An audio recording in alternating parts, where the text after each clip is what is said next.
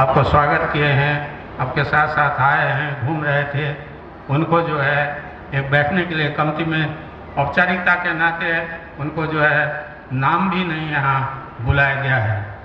ये क्या है? हम लोग जो है संघर्ष किए लोकतंत्र के लिए, जनता के अधिकार के लिए, लेकिन जहाँ लोकतंत्र में तो जनता के पास सोवरेनिटी होता है, सबसे ऊपर जो है जनता है, और जनता के वोट द्वारा उनका सोवरेनिटी जो है वोट के माध्यम से जो है परिलक्षित होता है, दिखाई पड़ता है।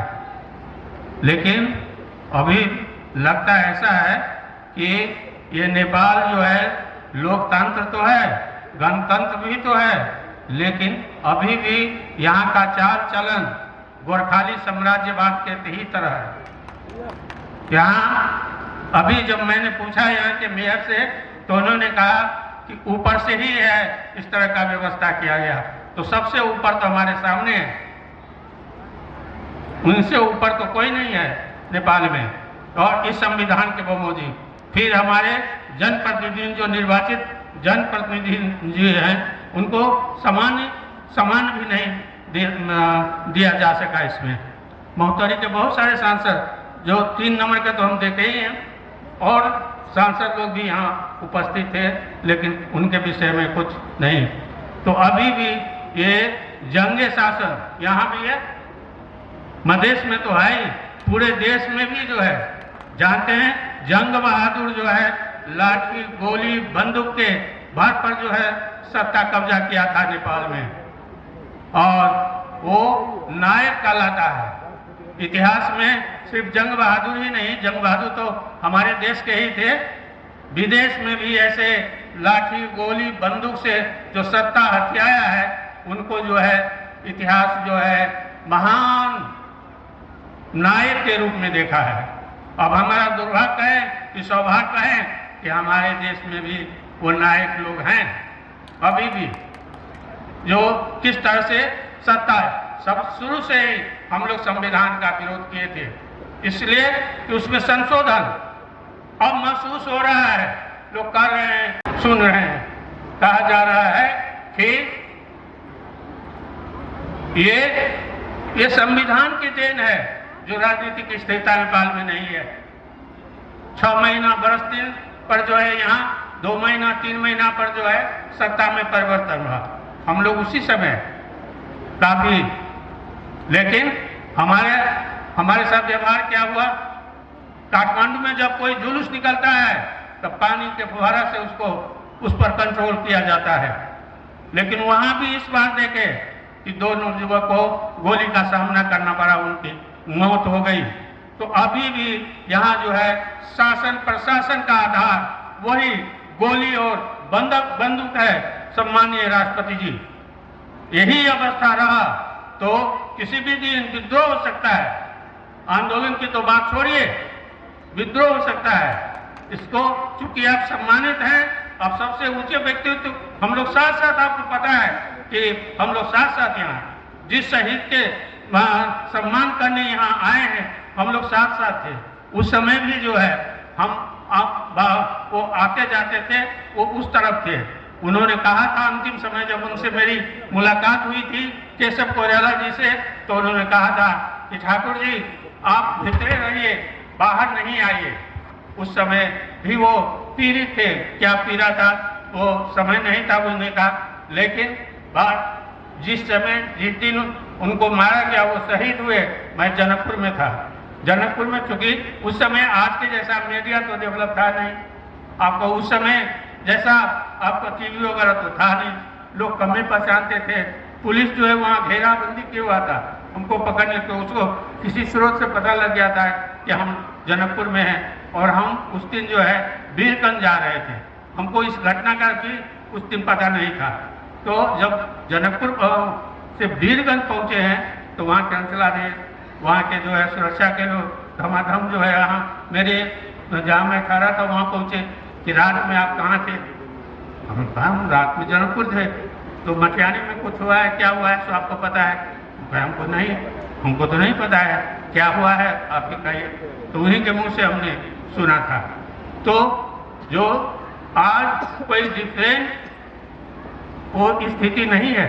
अभी भी आप सभी को पता है कि लोजपा पार्टी के अभी भी लोग जो है जन्म कैद का इस लोकतंत्र और गणतंत्र में लोजपा पार्टी के 4 अभी भी जो है मृत्यु दंड उनको जन्म कैद का सजा जो दिया गया है। अगर मृत्यु दंड रहता हमारे कानून में, हमारे संविधान में, तो वो भी शायद उनको दे दिया जाता।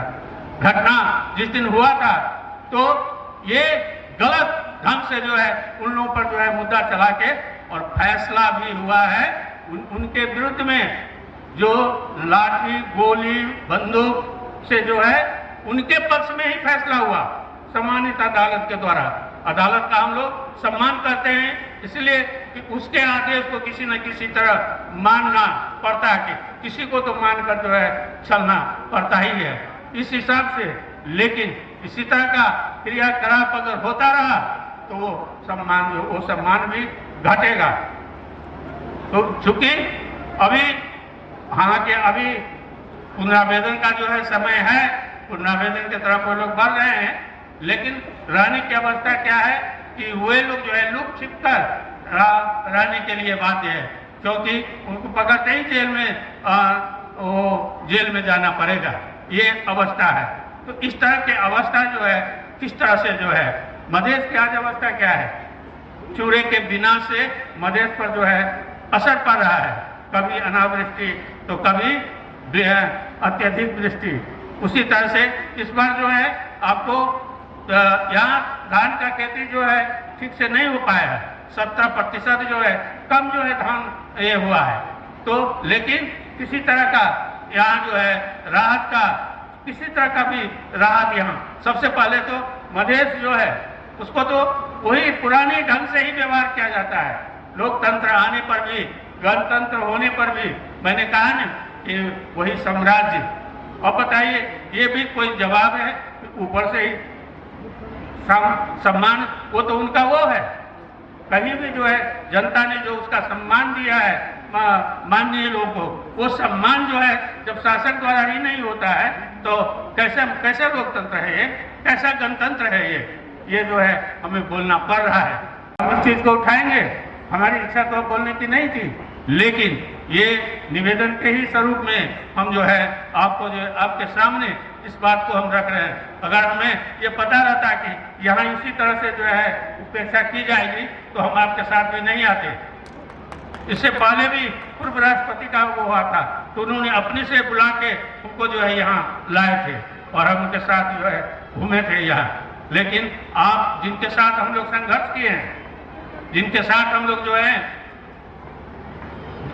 जनकपुर से लेके वहाँ काठमांडू तक जो है जेल में बैठे हैं, जिनके यही नहीं आपके जो है पूर्व प्रधानमंत्री जब सुशील कोइराला रह रहे थे भारत में तो कोरोनेशन के समय में राजा वीरेंद्र के कोरोनेशन जब हो रहा था, राज्याभिषेक, हम लोग को जो है उस समय वहां रख दिया गया, जेल में रख दिया गया था। सुशील कोइराला को भी जेल में, हम लोग भी जो है जेल में, हम फॉरेन एड के कि नेपाल के महाराज धीराज, हमारे मित्र महाराज धीराज के विरुद्ध में जो है वो ये लोग जो है कार्रवाई करने वाले थे, उत्पाद मचाने वाले थे, इसीलिए इन पर जो है कार्रवाई किया जाता है।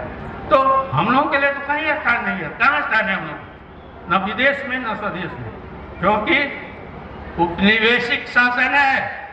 उपनिवेश का अपना बोली नहीं होता है, अपना भाषा नहीं होता है, सत्ताधारी का बोली भाषा ही उसका भाषा होता है।